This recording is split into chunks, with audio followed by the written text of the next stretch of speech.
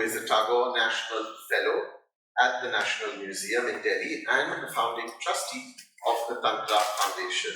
She's an eminent scholar of Tantric studies, curator and author.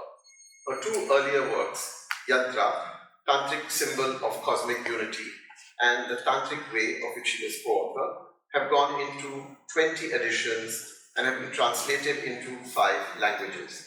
She's an author-editor of over 10 books and numerous academic papers in several prestigious journals and books. Her recent publications are Tantra on the Edge, Inspirations and Experiments in 20th Century Indian Art, and Studies on Tantra in Bengal and Eastern India. I'm delighted that Madhu has been able to come and share this work with us for our lecture series for this year's Prakriti Foundation's 25 years. This evening's lecture is on the groundbreaking exhibition Tantra on the Edge, Inspirations and Experiments in the 20th Century Indian Art, which was curated by Madhu.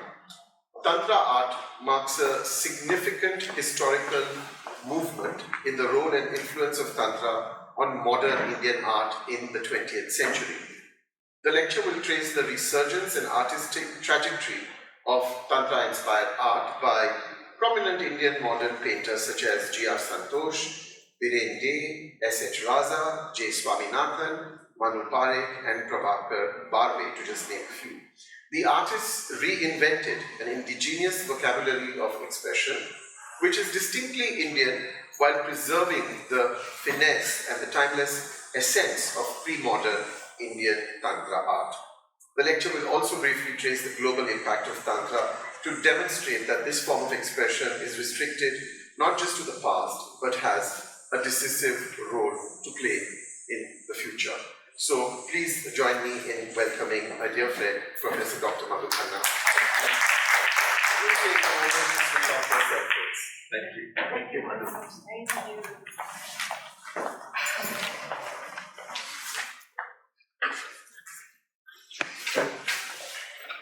Thank you. Good evening, everybody.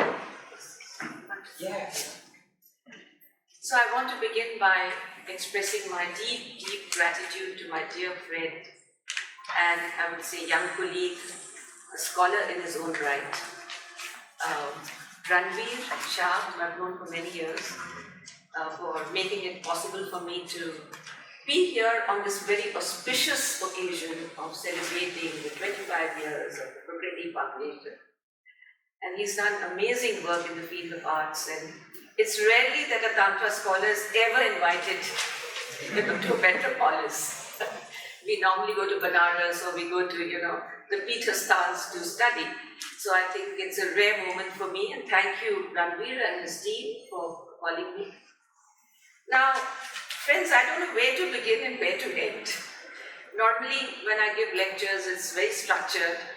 I've tried to structure it in a way that I can,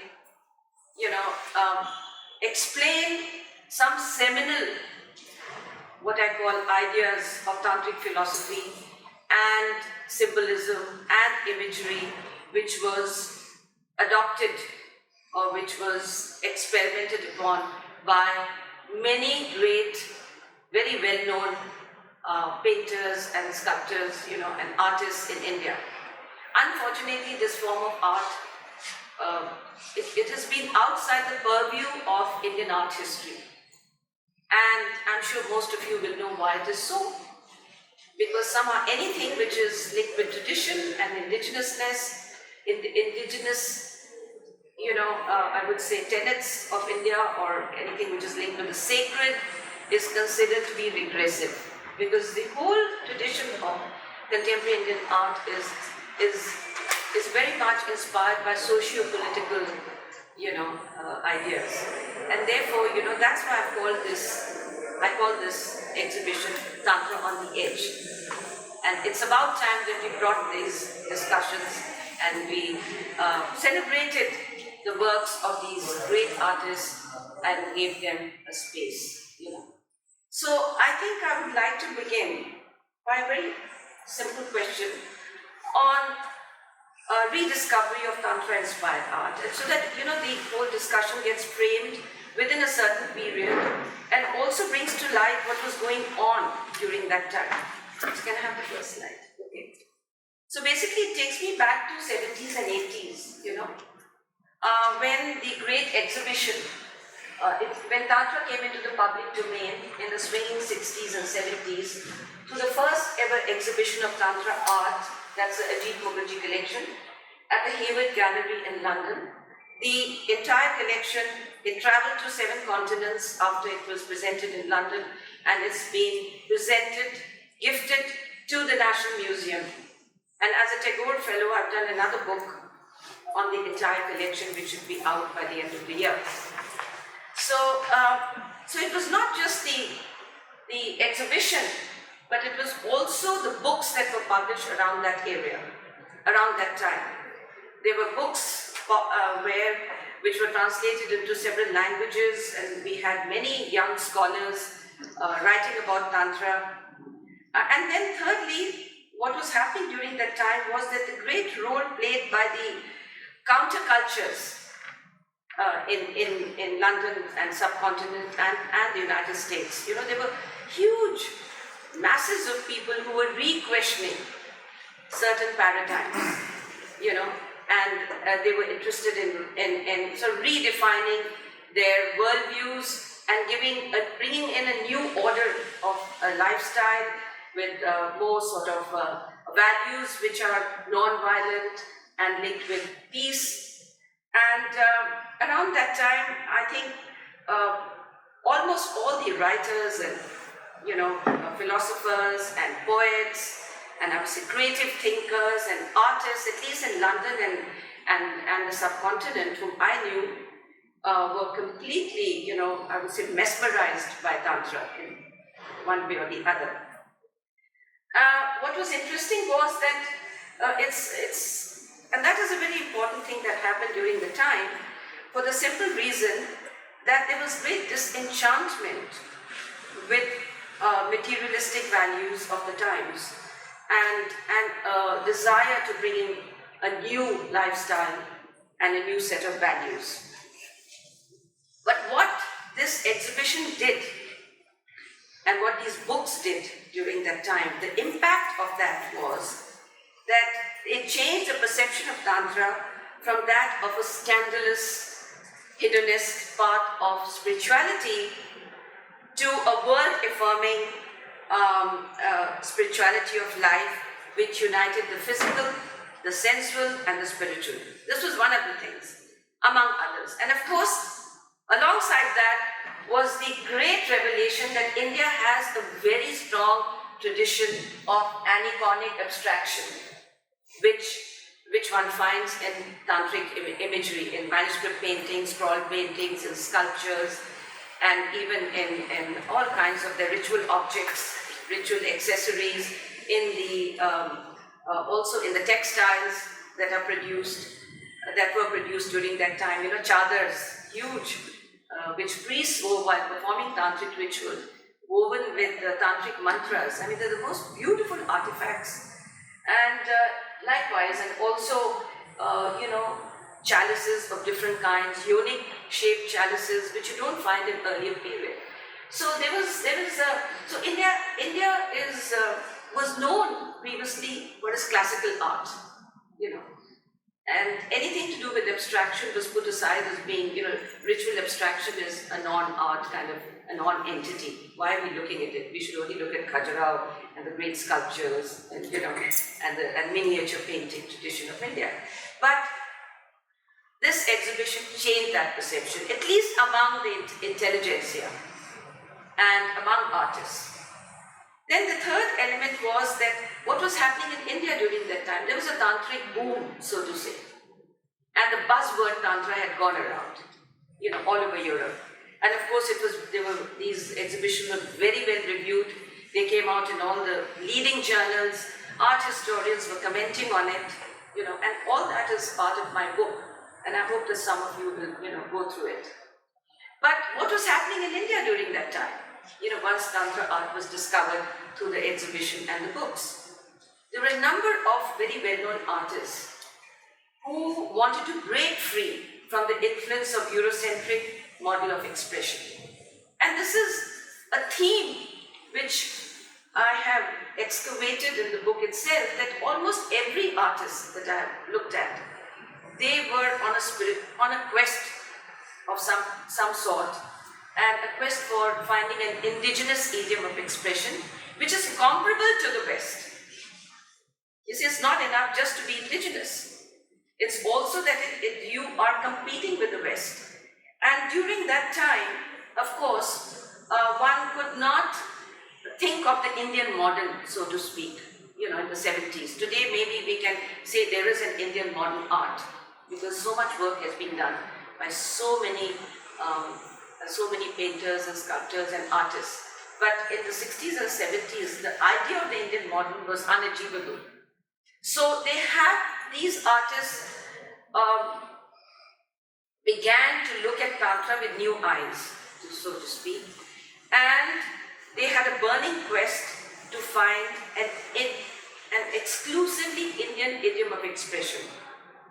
So each of the first wave artists reinvented their own vocabulary of Tantra. Now some of them were inspired by philosophy, others were inspired by yoga, some of them were just experimenting, some by the universal archetypes, but they linked it to Tantra. And as a curator, I've been balked by the plural expressions. There's so many diverse expressions across this book that, and each one is different. And yet, there's a similarity because they were talking of the same concept, or, at least intellectually speaking. So this was the scenario, and after this, of course, you had painters we had what I call the first wave painters. So G.R. Santosh and Biren, and then you had, Raza, and then you had many others who might be talking about. So what I propose to do today, of course, I can't go into depth their works because time is short, and Ranveer has already warned me that he wants to have a conversation after the lecture. But what I will do is just to pinpoint at certain seminal ideas, seminal representations, and talk a little bit about the artists themselves, because that is an important element in the book as well. Because we've got to know what the background of the artist was, why he or she was painting or presenting her works the way he or she was doing. So we'll start with the first wave painter, master painter, I would say, G.R. Santosh. He is one of the pioneers of first wave of Neo-Tantra artists in India. His main contribution is that he re-iconized Tantric imagery in a modern idiom. He was a writer of short stories, poet of ghazals and poems, and vaks. Vaks is a Kashmiri word for aphorisms. He was a self-taught polymath who expressed his ideas with equal ease in Urdu, Persian, Kashmiri, English, and in Hindi. And I've had the pleasure of looking at some of his diaries and his writings. And that has formed the basis of this chapter in this book. So by the 1960s and early 70s, he became a die-hard truth seeker and rejected the modern urban subjective engagement with material world. Now, although his early works were figurative, derived from constructivist and cubist vein, a spiritual experience he had while on a pilgrimage to the Amarnath cave in Kashmir in 1960s brought about an alchemical change in his perception of life as well as in art. I mean, it's amazing that he's written pages and pages on his journey and what he found there and how he was a changed person after his return. He gave up painting for 2 years. He had a semi-ascetic existence and delved deep into philosophical introspection. He studied the philosophical principles of Kashmir Shaivism and delved deep into the poetry of Sufi poets like Kral, Wahab Khan, Shams, Fakir, Lal Ded. Lal Ded was a very well-known poetess. The major inspiration of his later works comes from the sophisticated, non-dual Tantric school of Kashmir Shaivism, propagated by the great master Abhinav Gupta and the mystic tradition of Sufis of Kashmir Valley. His later compositions are driven by meta-ideas, and they represent ideas such as cosmic bi-unity of male and female principles, Purush and Prakriti, another name for that, Shiva and Shakti themes.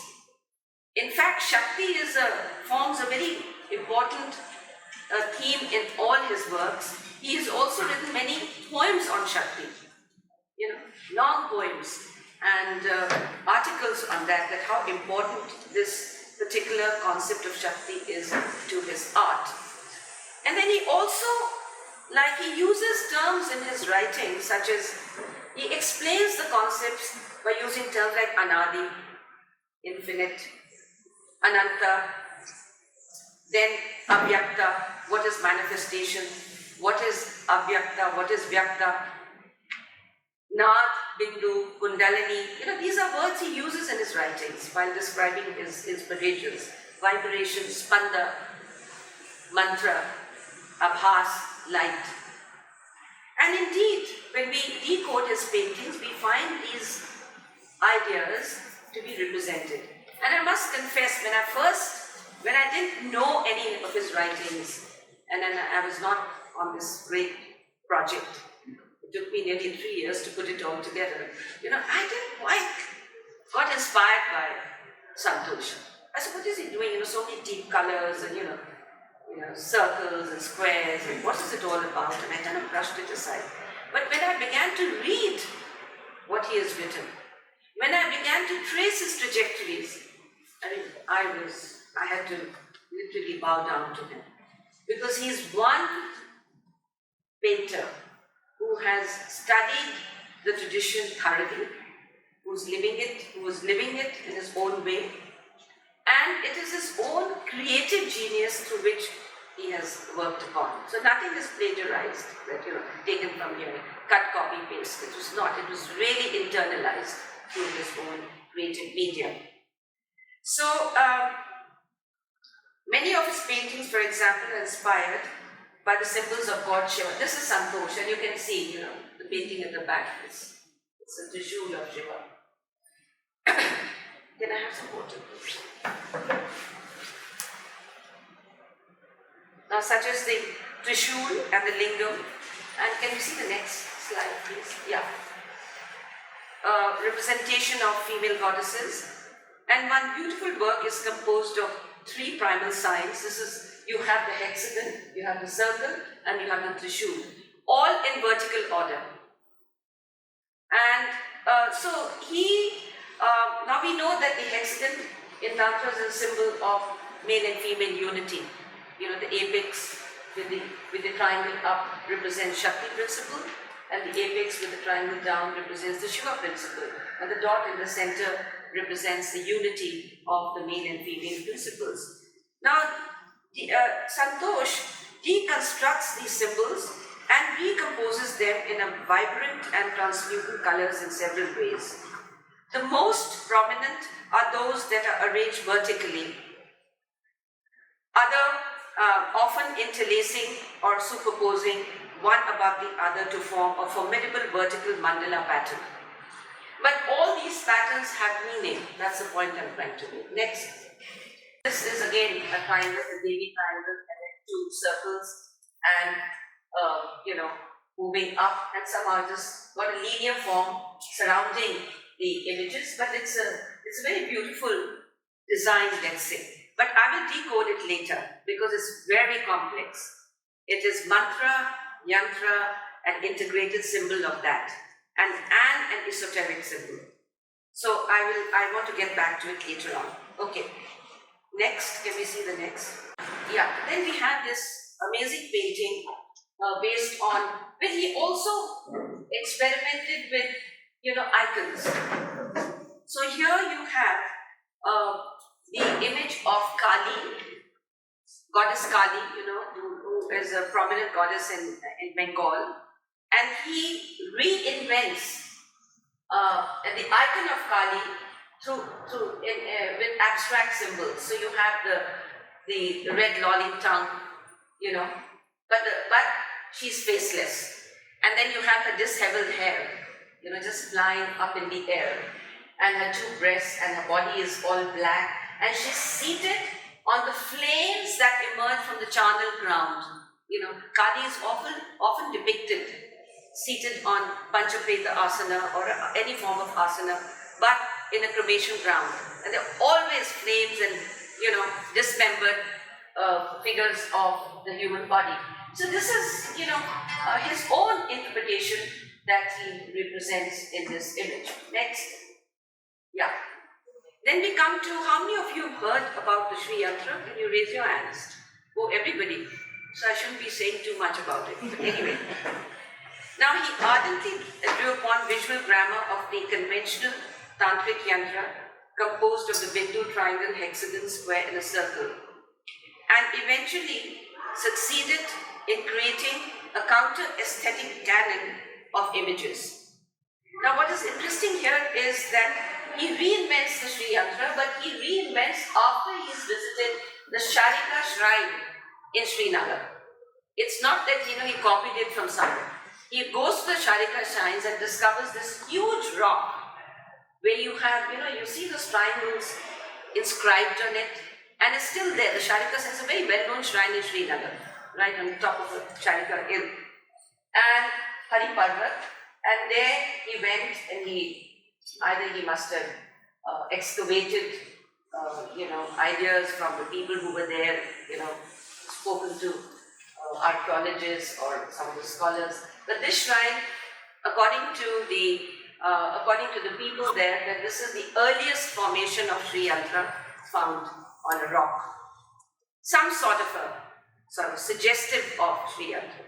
So he goes there and then he reinvents the Sri Chakra. Now, what is interesting is that before I go on to say how he interprets it, this is the traditional Sri Yantra, and that is his painting. And I believe somebody very well known in the United States it's in the collection of somebody very well known, and it was sold for a huge amount. Now the Sri Yantra is conceptualized as an image of the totality of world creation, a graphic synthesis of the cosmological principles. It is to be read as a map of evolution and involution of cosmic scheme. It demonstrates how the passage from a state of condensed unity of two principles, Shiva and Shakti, identified with a Bindu, multiply the categories of creation as energy and consciousness expands. So you have Shiva and Shakti in unity as the Bindu, and then the Bindu expands into the triangle, and the triangle into a hexagon, and thereon triangles after triangles emerge to form this mandalic diagram. Now, and this is also seen as a diagram of cosmic evolution and involution. So you can read the yantra both ways, right? Either from center outwards, opening out, or moving from outermost circuit into the bindu. It has 9 circuits, one by one, and when you see the traditional yantra, you can actually count those 9 circuits. So what he does is that to some of us it is just a replacement of what you find. But then, is it not like, painting a portrait? I would put it this way, or a still life, So you can't criticize him that, he's taking over. What he is doing is he's giving his own interpretation of the Sri Yantra. He uses his own colors, the colors that he wants to use. And he takes only the central configuration, not the configuration of the lotus petals or the square enclosure in which this diagram is set. The central configuration of 9 triangles is projected on a border of triangular motifs in shapes of yellow, suggesting that the image of creation is emanating from the rays of primal energy as light. The painting is done in opaque, muted tones of red, yellow, blue, and black, with a tinge of darker hues The inner rectangle supports the kinetic composition of yellow triangles that extend the outer borders. So it sort of extends out of the borders. It's a very dynamic symbol. Now, next. Now we find that he was so obsessed by the Sri Yantra that within the Sri Yantra you have the Nav-Yoni chakra, which is just nine triangles, which is known as Nav-Yonis or the cosmic matrix. And he never got over the Sri Yantra. So you find in many of his paintings, the elements of the Sri Chakra formation here and there. Now this is another one, portrait of Devi, and I presume it is Bala Tripura Sundari, because Sri Chakra is presided over by Goddess Tripura Sundari, and the Bala Tripura Sundari is worshipped in Nav-Yoni Chakra. But still, at the same time, he's added many elements, and the composition is totally vertical. And as you go up, you have the hexagon, and within the hexagon, white light pouring out of the center of the hexagon. So this is one of his other very interesting compositions. Next. Yeah. Now he was also very inspired by the elements, and he's done a whole lot of paintings on 5 elements. And this one is on element fire. The pentagon, again, a circle, and then you have orals of fire, very similar to here he uses the technique of the Tibetan tankas. You find orals of fire and clouds being painted like that. And in one of the verses he says, Lalla is the poetess, has come forth wearing heavenly robes of fire. This is a kind of a poetry he writes. So it's very interesting to see the combination. Next, here again a hexagon, Shivalinga. Emerging from there, again you have the Shiva and Shakti. It's part of the Shiva and Shakti series. Very, very powerful symbolism and imagery, taking elements from Tantra, but yet representing it in its own way. Next. Yeah. Now these last 3 paintings of Santosh are the most interesting that I found. Because here he is grappling with the idea of the self and the body and the universe. So Santosh's concept of self and the body is one of the most profound that I have found in his artwork. Before we analyze the painting, it is pertinent to state that Santosh's representation centers on a pre-modern tantric doctrine of the self and body, which are orthogonal to the modern conception of the material or biological body. That's the first thing, because there is a body beyond the skin that we all have. And Tantras have a huge theory and tenets and a whole philosophy on the cosmocentric nature of the body, and also what are the body maps, what they look like, the chakra systems, the energetic body which is tamed and aroused during meditation. So Santosh's challenge was to integrate and express the various dimensions of the multiple layers of the subtle and gross body that make up the self. And in one of his writings, some of you might be able to see that the way the legs are, the legs and the arms going up, it's like something is happening here about the asana. There's an asana, and on that asana, these symbols have been sort of represented. Next, can we see the next painting? Yeah, this is more pronounced, and you see that how the legs are, it's like a Lajja Gauri posture almost, a birthing posture. It's suggestive of the body, but the body is not quite represented there in figural form. Now, Santosh had a huge philosophy to explain this, and all his body mandalas, what I call, are faceless and headless. If they do not show any face. There's no. You see, you don't see where there are no eyes, nose, ears, or anything like that. Totally faceless, just a circle, just a symbol. But when we look at it, one knows that it is derived from a figure of a body. Next. Yeah, again, another one, another contraction, another representation of the same principle. Now, what is interesting is how he explains it. He says, in search of form and shapes in the painting, I've reached the conclusion that if the face of the human figure is wiped out and feet dismembered, the illusion that is of symbol of form is expressed, that might have coherence to my creativity in embodying the true nature of the self. And then he says the true nature of the self is self-effacement. Getting rid of the ego, getting rid of what is I and mine, and therefore I don't represent the face. It's a very interesting philosophy which he tries to show. And then one begins to appreciate what he's trying to represent. Otherwise it's difficult to put all the symbology together and see what is his main message in this. So my conclusion here is that the spectator may view such works as visual poetic embellishments with a message about the essential truth of human embodiment that transcends the material realm. Okay, next. Yeah, this is another one. Very same. I won't go into describing it. Next. Yeah. Now this is, sorry that something is there. This is an integrated image of mantra and yantra together. And it goes back to the text of Kamakala Vilasa, where the goddess's mantra is the letter, the fourth letter of the Sanskrit alphabet, of the Devanagari alphabet, E, the long E. Now, long E in Brahmi script is written like this, something like this, 3 dots, and then you have a curve. So this he represents. So here you see the face is missing.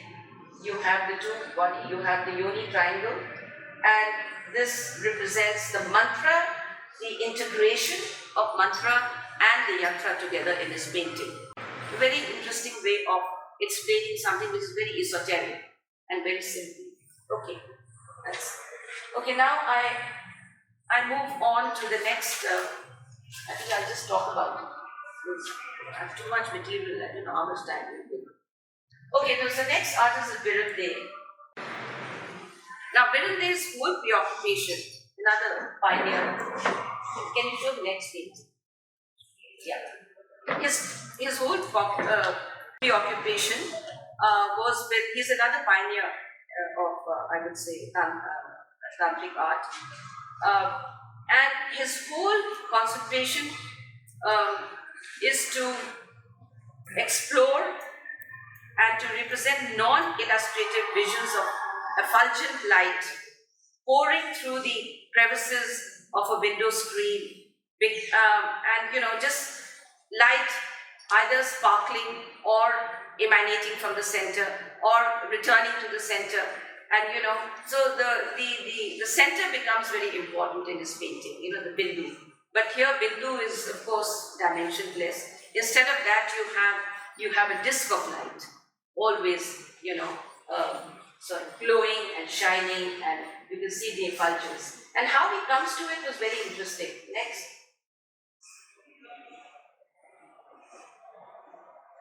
So he experiments with color as light.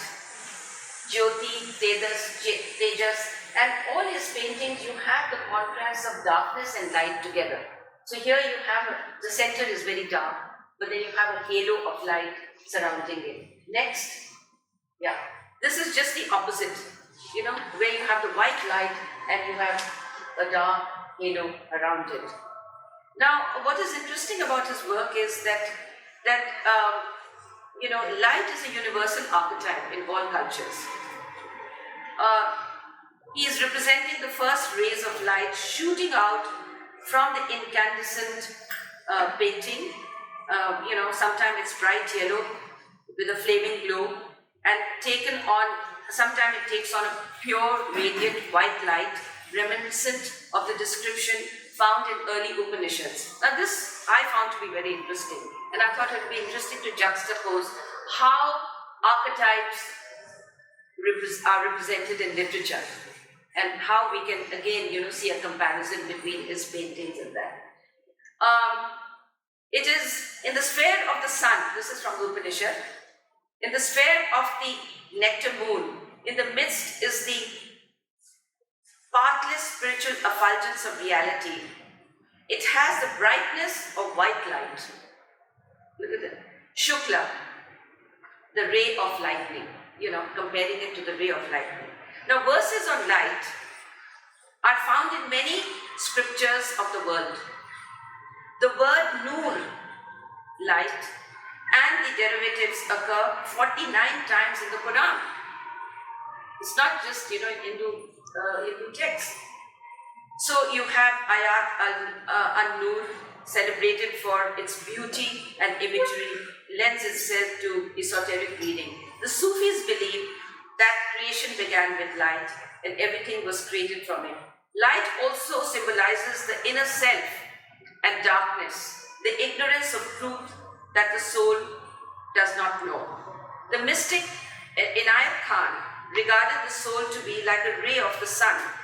The angels are made up of Noor that emanates from the divine light of the sun. Similarly, in the Bible we have the first verse, let there be light. So light is a form of revelation that brings out what is hidden and clarifies the ambiguities, a symbol of the integrated enlightened self. And in his writings, this idea comes through. Now, this was interesting for me to explore his works like that. Can you show us the next one, please? Yeah. Again, beautiful, absolutely. Unfoldment of, it's like the unfoldment of the soul flower. And he calls it the moment. Just a spark, and it's iridescent and bright and luminous. So,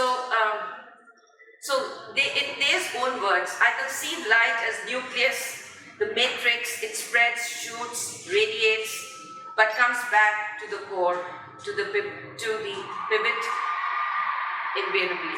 So what I'm trying to say here is a universal archetype, and this artist Biren was inspired by Tantra, and he uses the universal archetype in his own way. And indeed, many of his, like this, looks like a mandala. It's very close to tantric mandalas. Okay, now move on to the next. After Biren, I move on to the next, Sohan Kadri. Yeah, Sohan Kadri, who believe I'm a tantric sadhak first, then an artist. Now he was inspired by, he had a very interesting life. Sohan Kadri had been a lifelong traveler whose journey from the village across continents, Africa, Europe, North America, had taken him to Himalayas and Tibet until he finally settled down at Copenhagen, Denmark.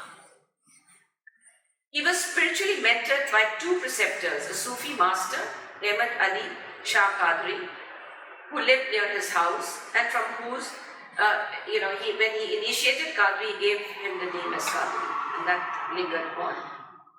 The other guru was a Bhikam Guru, a Bengali tantric Vajrayana yogi from Bihar.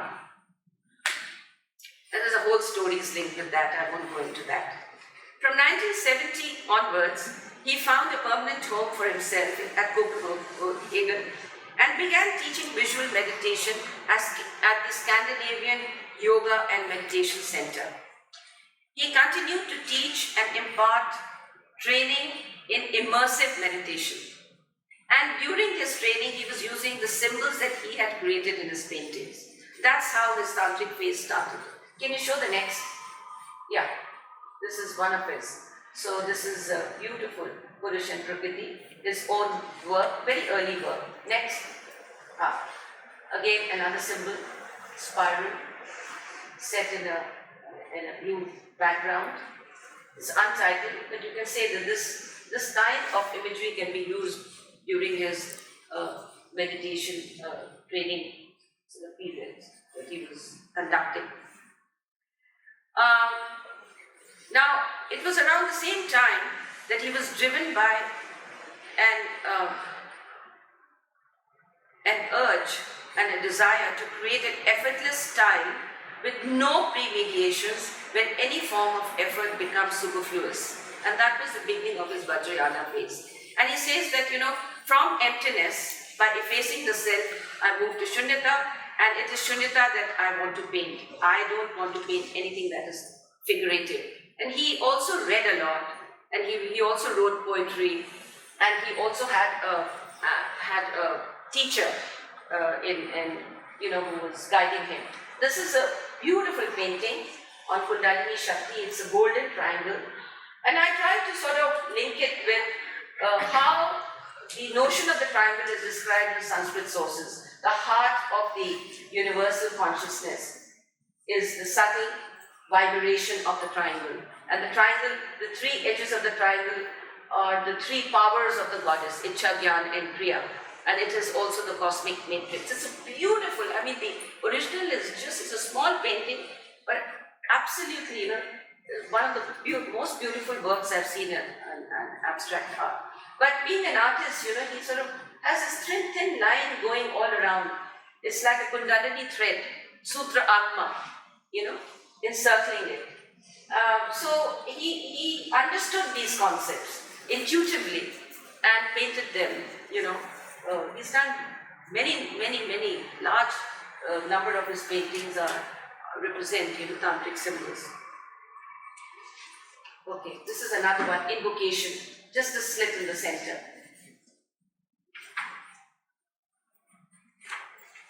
I'm going to, this is another one.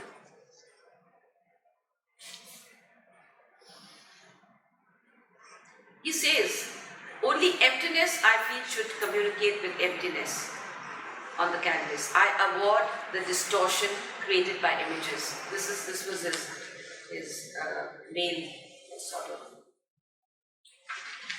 Okay, so see, I don't want to go into the Buddhist sources of what is Shunyata, because he was inspired by the concept of Shunyata, which is Purna in both in Buddhist as well as in Hindu sources. And he comes upon this, slowly we find that his paintings becoming more and more imageless, and just we have pure color-free paintings. But he adds a kind of a technique sometimes, he burns he actually dyes the paper, and then he makes these perforations, which are generally vertical, So when you see the next painting, and the next, this absolutely. This is what he came to in the end, and some of his paintings are just pure color fields. And the route through which he reached this point was Buddhist Tantra. Okay, so I'm not going to take this further. Now I want to say a few words about J. Swaminathan. How many more minutes do I have? Okay, one yoga. Thank you. Okay, then we come to Swaminathan. Universally recognized as a painter, an ideologue, an art critic, and an institution builder, Swaminathan is by far one of the most intellectually stimulating creative artists of our times. This was my discovery as well, and I really felt sorry, although I had the occasion of meeting him in '86, that I never sat and talked to him. Because he's raised some questions which are very crucial to the understanding of art history in India. The southern vision of space is very different from the western vision, which is always linked with 3D forms. And he raises those questions, Now, his free and polemical style of writing won him the title of one who was a perpetual revolutionary. And if you read his life, it was a Marxist, then he leaves that, then he becomes some other ism, then another ism, then another, and he's, got his finger in many things. Then he becomes institution builder, then he's mad about tribal art, and after tribal art it is Tantra. And that was his progression. So, he's an iconoclast of the highest order. Bohemian, whose subjective self-referential interpretations can counter the dogmatic claims. And now, what he says in his writings is, art has to be appreciated, and this is very interesting, and very important to understand his work. Art has to be appreciated as a continuum. Continuum here he means trans-historical. So you bring in tribal, you bring in folk, you bring in, pop art, you bring in, you could bring in tantra, you bring in mantra, you bring in everything. And it is sui generis, so it is what it is reality. That is the point he's making. So he says that where there should be no distinction between primal art of tribal folk, pre-modern symbolic codes of esoteric tantra, where all these distinctions are erased and you see it as a continuum. And then he says that art is a priori, reality, that cannot be challenged by historicity of time. So in other words, this whole idea that, tribal art is as modern as modern art. That's what he would argue. Art is neither conformity to reality nor a flight from the art, from it. Art is reality itself. These are his words. Now his interest in Tantra began in the late 60s when he became the recipient of the first Jawaharlal Nehru Fellowship in 1968 to study, and it's his title of his research, the significance of tradition nomina, which I have translated as a numinous in this book, in tribal folk, Tantra and contemporary Indian art. That was what he was studying, exploring.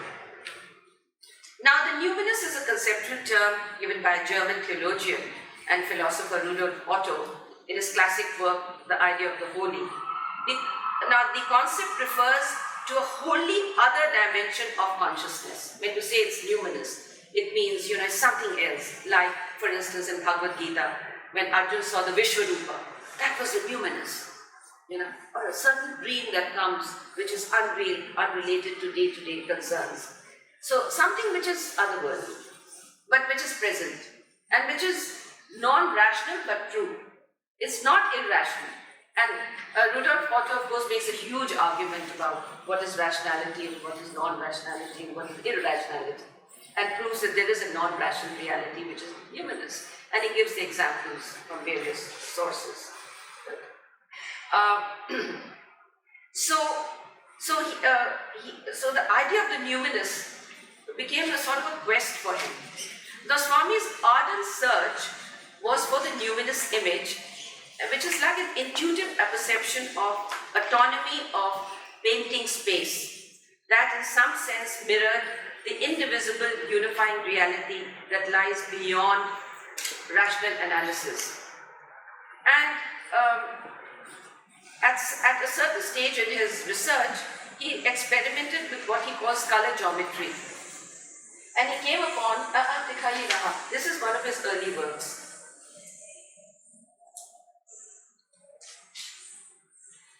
This is his early work. And this is what he means. No perspective, only symbols, colors being spread in a way that, whatever way he wants.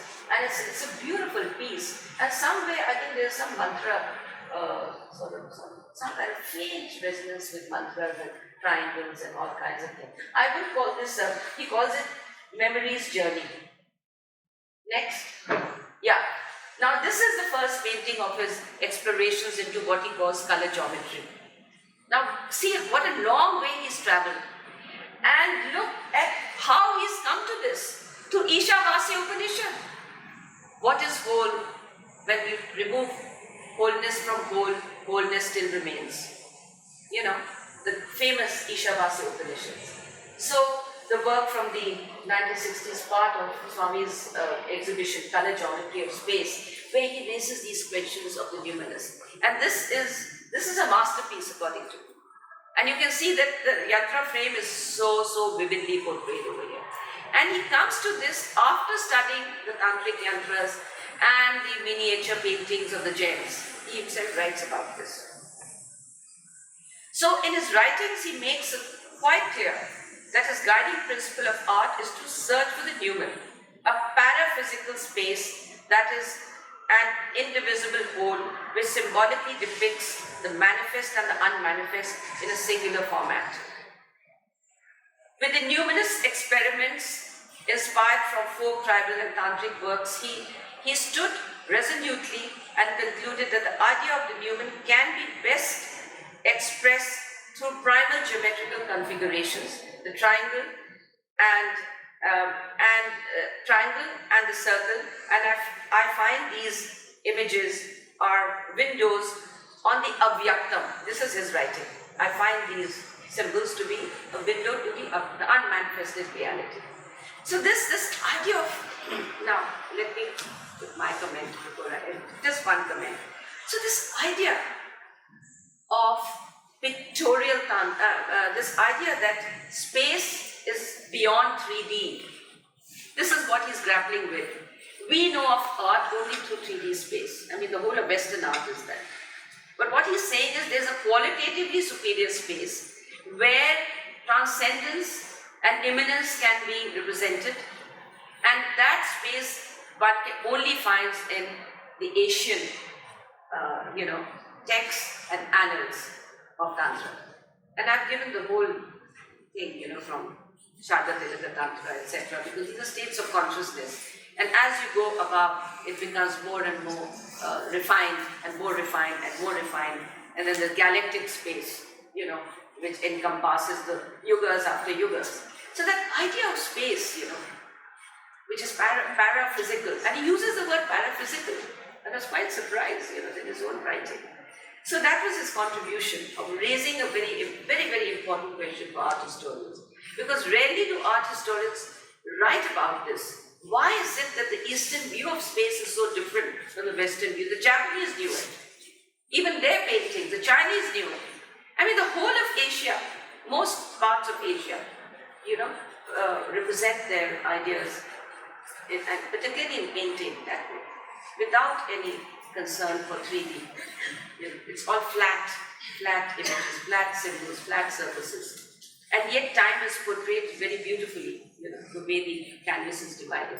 So that idea that he has raised this very important philosophical question, and nobody in India has written about it. There are 20 books on him.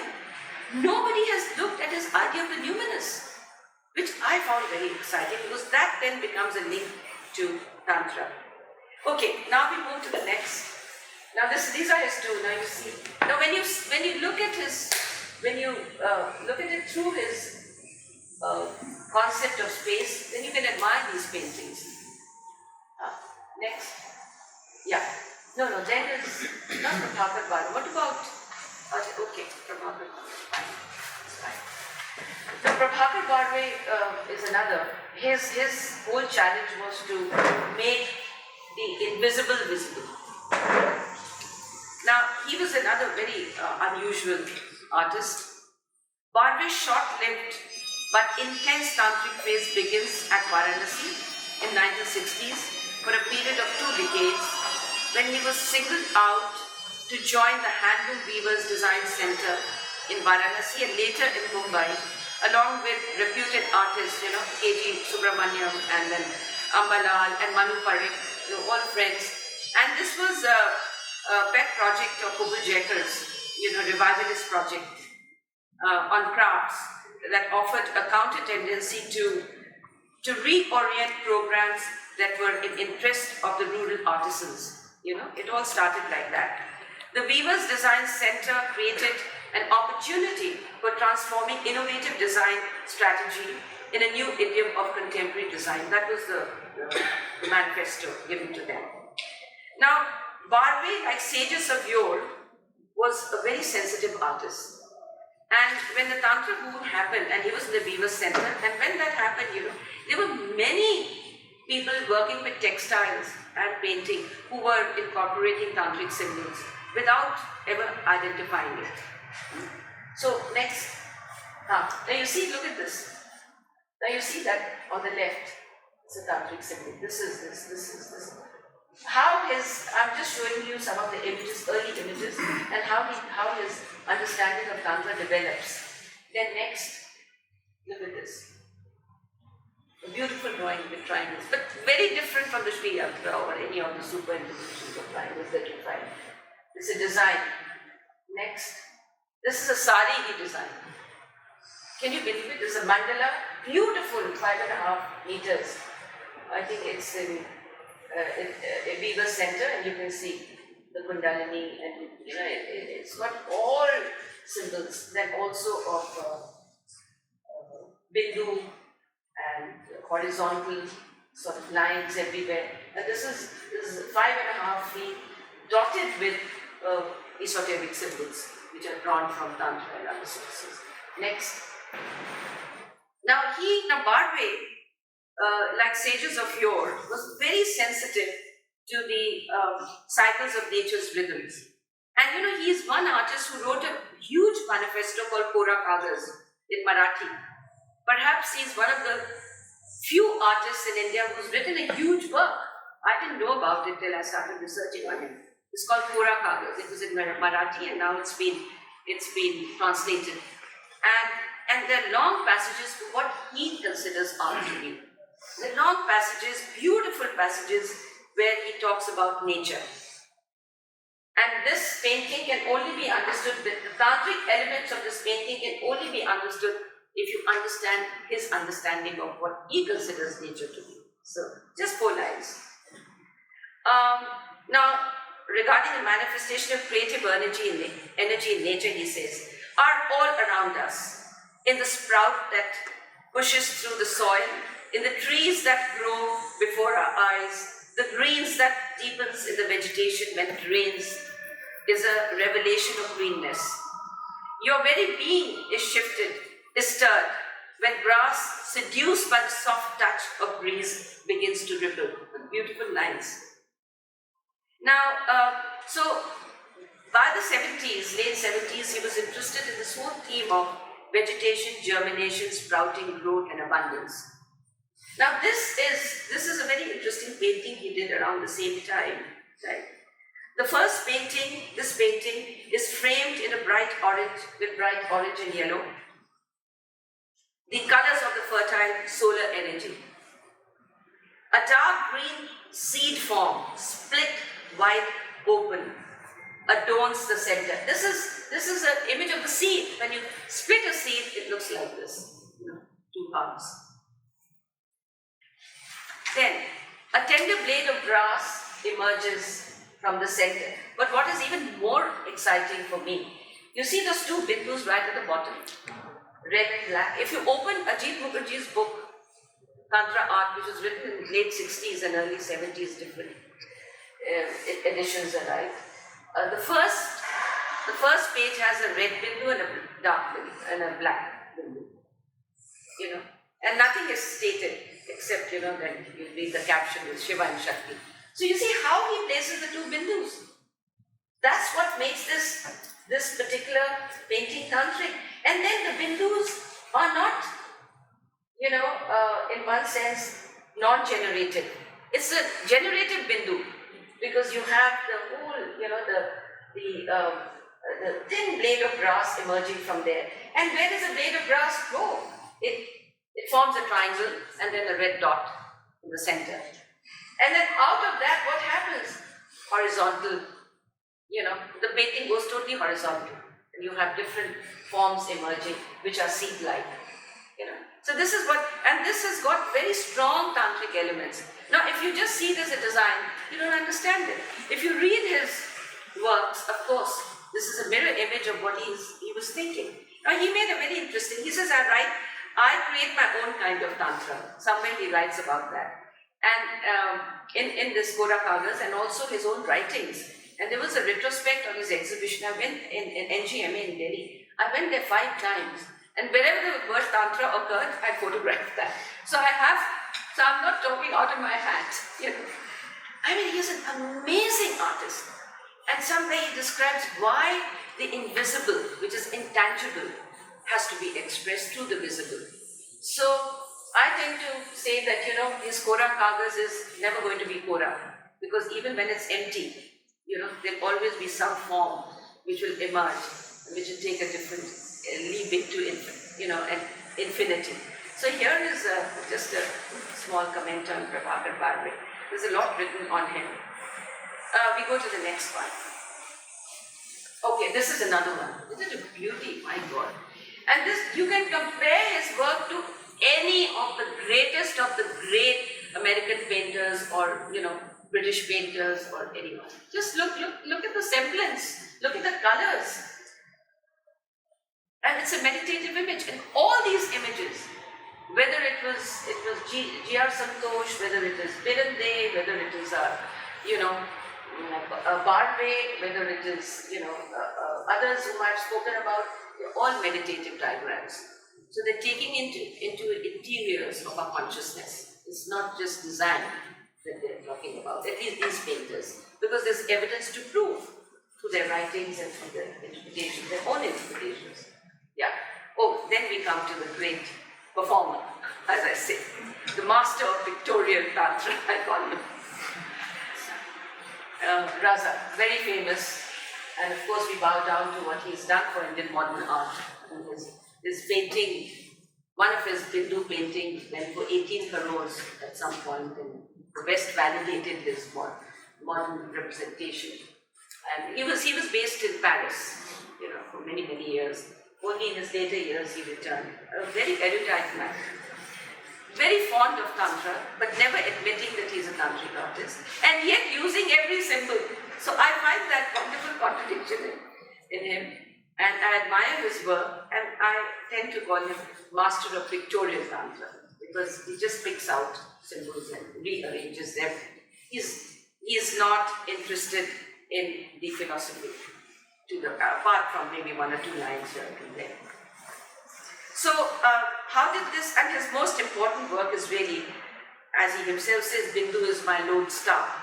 The Bindu, various Bindus in various contexts that he painted. In 1977, the year of the genesis of the Bindu, that's the year of the genesis of the Bindu. After a period of search and reflection, the first fruit of his newborn creativity was the Bindu. He followed his intuition, and from the dark space emerged a black circle. Can you show the next? Can you show this now, guys? Next. Yeah. This is what he was talking about. A black circle. Slowly, the paintings became denser and more diverse, bubbling with colors, and so the wheel of the creative Bindu series, which was to become his signature, was set in motion. The first in the Bindu series was dark circular blob with radiating line framed within a square. The next phase crystallized in his painting called Surya, which you just see. And then there was Jal Bindu, Panchatattva Bindu, this Bindu, that Bindu, I mean a whole lot of them, very similar with slight changes. Now his later works have an unmistakable likeness to Tantric precepts such as Purush and Prakriti, Bindu, Mandala, Kundalini, Ankur, Nag, Sun, Panchatattva. I mean, he gives these highly loaded, multiple sort of concepts of Tantra. He titles all his paintings, but you talk to him, he doesn't want to say anything about this. I don't know anything about Tantra, but I know that Tantra is very, very, very significant, and we wouldn't have had this kind of a modern art if it was no Tantra. I mean, he admits that. He's admitted that in him sometimes.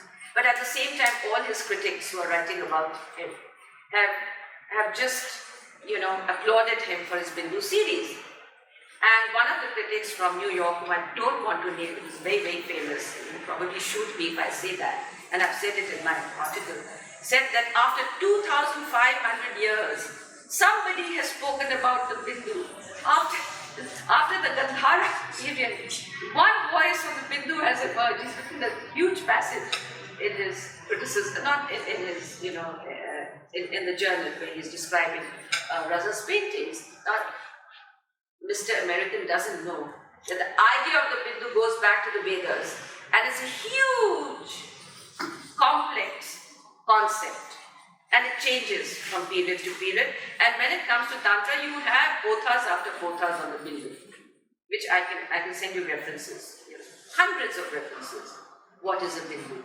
How does the Bindu, fluctuate and vibrate and create the work? These descriptions are there in Tantric texts. Anyway, but what he does, his rigid, now this is my comment, his rigid, deterministic, non-generative Bindu are far away from the classical image of the Bindu, Bija, Nada, described in philosophical annals of Tantric works. The Bindu is the Vishwa Bija, according to the Tantras, the potential source of origin and return of the universe, identified with the highest principle, the Supreme Shakti. The outer world of senses is its immanent form. The Bindu is homologized in the subtle body and corresponds with the energy chakras of the psychic body of the practitioner. The Bindu is also called Kundalini Shakti. The yogic traditions of Tantra even evolved the concept of concentrated Bindu as a human semen. Even that is known as the Bindu in the Tantra art. And in Tantra art, the Bindu becomes a primary form of cosmic location, identified as the center of the cosmos. In other words, its multiple meanings cannot be isolated, as it is a complete worldview in itself. You know, when you talk about Bindu in our text. So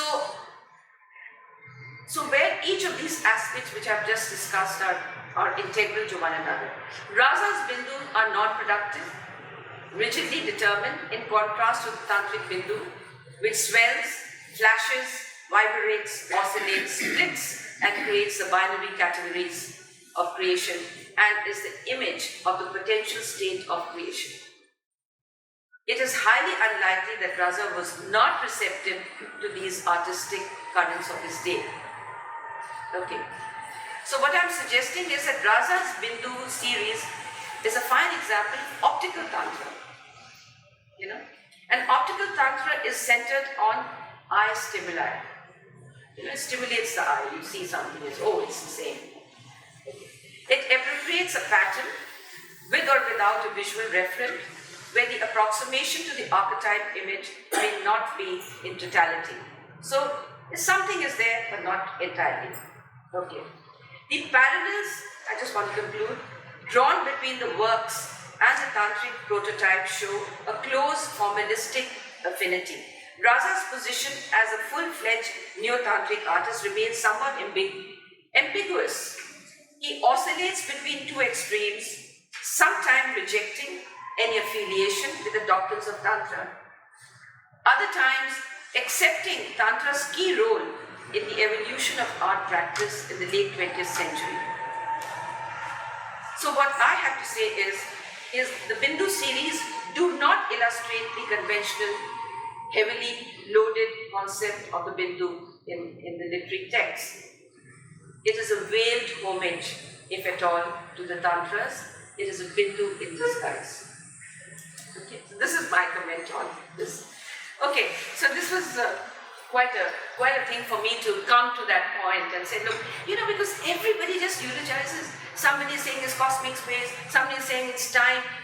They've not read the sources. They've not read his works. They haven't gone into it. Jo man mein kara bol diya bas. Lag gaya. Tantra bhi hai, nahi bhi hai. You know. So I had to do my job, and obviously they're not going to read it because I have great respect for his work. I want to show you something else. Now please, next. This is another one, Bindu. Another one. Look at this. This is a Tantric painting. A set of 48 yantras of Haptamar Stotra by Jain Sanskrit praise. It's a Jain Sanskrit praising by Acharya Muntunga, 8th century.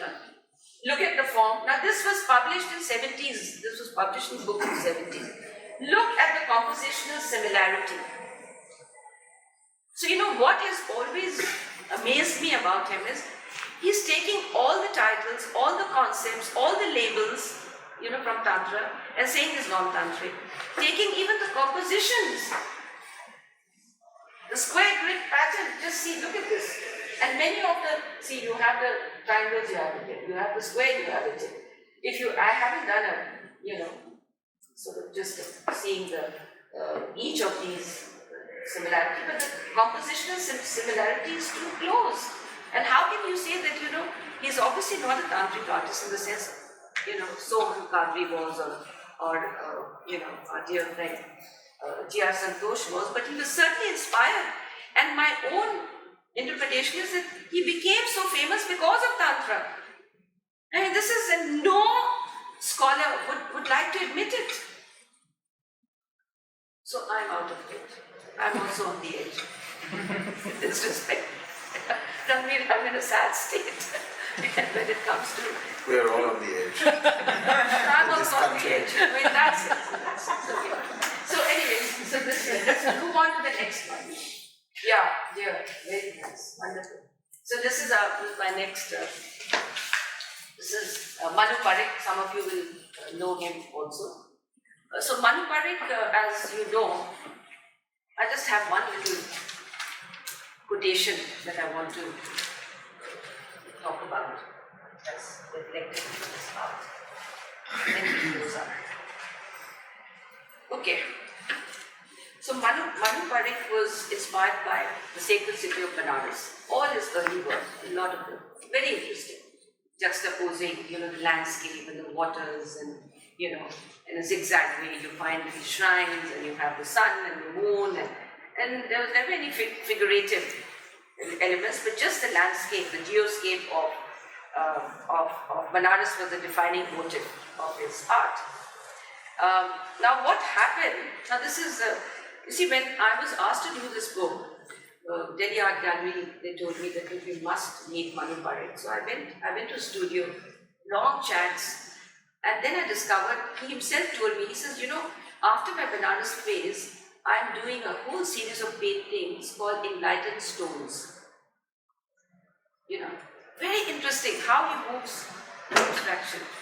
Enlightened Stones, and then also ritual oblation, then also Shiva, the third eye of Shiva, these themes. And of course, Banaras is a Shiva city. Kankar mein Shankar. That's the adage which all the Banarasis follow. So, numerous, after his numerous sort of, next, this is a beautiful Shiva image, but he's captured the act of worship in this. You have flowers grown everywhere, and it's very dynamic. And it's like a view from the top, so to speak. But nevertheless, this is one of his paintings that I quite like it. Just capturing that moment of worship. And the flowers are falling, on the Shivalinga. Then next, this is the third eye of Shiva. Now, I'm not going to go into too much of it. I just want to write about the recurrent motive. Okay, show his other paintings as well. Now, you see there are little eyes everywhere.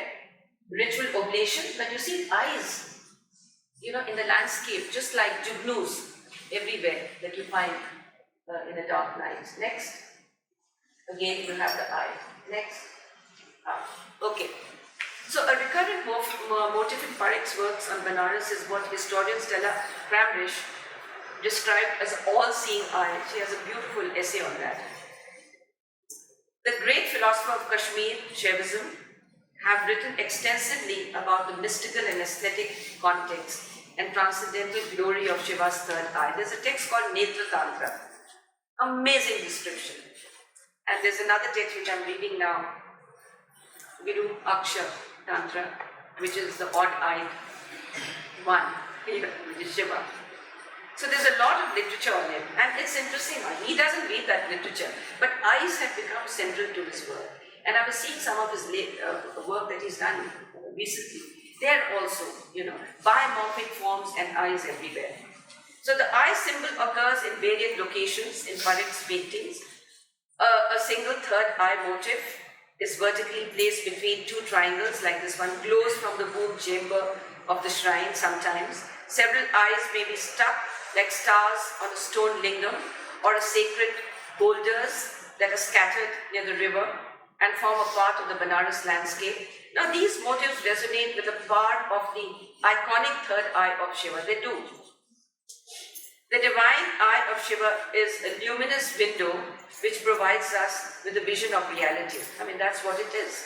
It can pulverize matter, like what Shiva did to Kama. In one moment he was born, a heap of ashes. It can create worlds, and it can, at the same time, connect with transcendental realm. So, painted in a rainbow palette, normally his works are like that. Several of his latest works, like Chanting of Shiva, and also Prakriti of Shiva, Shiva and Shakti in moonlight, which I haven't shown, and also the first painting, ceases to be mundane and embody a meta-reality centered on perennial symbols of the spiral and the eye. So this is what I found in this work. I love this painting. It's a stone for prayer. And you have the optical focus is the eye over here. Next. Oh, wonderful. My favorite artist. Now I'm finishing, just two more and then we finish. So Gogi, now I want to bring in two women artists. I'm sorry I've taken so long, but anyway. Now that I'm here, it's my privilege. I'm sorry for boring you with this philosophical terminology. There's no other way that you can discuss Tantra. Now, Gogi Sarojpal is unique among women artists. She did a whole series on Hatha Yogini. So she's a feminist artist whose early works are on women's personal history of victimhood. First she was painting the victim agent. The woman, a vulnerable victim, imprisoned in playing stereotypical roles. But the series of paintings of Hatha Yogini from 1970 onwards, Gogi had rejected the profane depiction of powerless women and redefined a profane description of powerless women that defined by the patriarchy, an image that raised their status as an intangible divinity but denigrated and deprived them of any form of social or economic equality. It is around the 80s that Gogi began to explore alternative traditions of Mother Goddess, again Shakti, where women were sole custodians of spiritual power, socially, morally, and spiritually. Now it's interesting, how she comes to this. She's born in a family of freedom fighters on the brink of the Indian independence movement. Gogi was exposed to wilderness of the deep forest and verdant landscape of Himachal Pradesh. Gogi continued to playfully believe that she had the power to bring her ferocity under control. The image of the tiger became a symbolic representation of conscious awakening of the feminine spiritual power in her.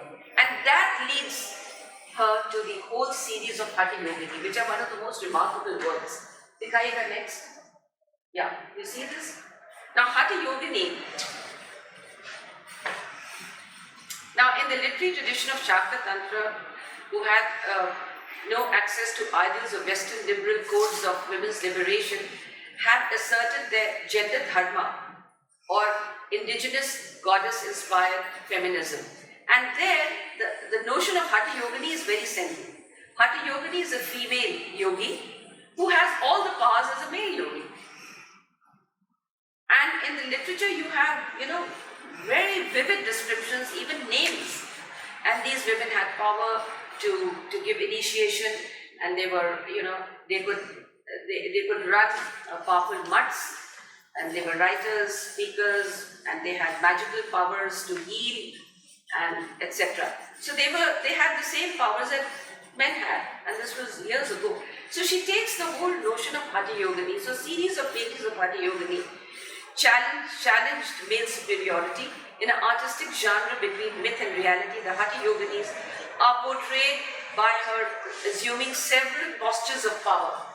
Now this is you see this. It's like a warrior posture, and she's standing on a nymph, kind of animal figure, a beast.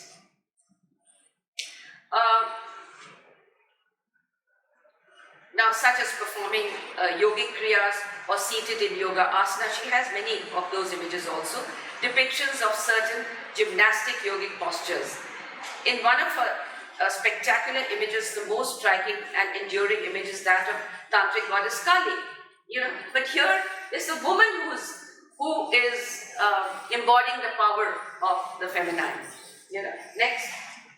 Now you see this. I will draw my own Lakshman Rekha. This is Gogi, quintessential Gogi. Next one. I can sail my own boat. Such beautiful sculptures. The buoyant, blue-bodied figure of the woman assumes the traditional heroic posture of the tantric goddesses, ready to confront her adversary. Her raw, talking about the previous image, her raw, unsurpassed energy is captured by the entangled black hair swarming across her shoulders, blowing or caught up by the wind. Her arms stretched swinging, and her red lips, full mouth, deep-set eyes peering across the horizon and giving an aura of latent feminine power. So this idea of feminine power is so well expressed by her. And if she had not titled her work as Hatha Yogini, I would have never found the Tantra connection. Because Hatha Yogini is a tantric concept. You won't find it in Brahmanical literature at all. You'll have Hatha Yogis, yes, but not Hatha Yogini. Because women were oppressed and they were not considered to take on the main roles. Next. Yeah, this is the one I was describing right now. Hatha Yogini Kali. Yes. Next. Yeah, then we come to the last. I'm going to end after this. Okay.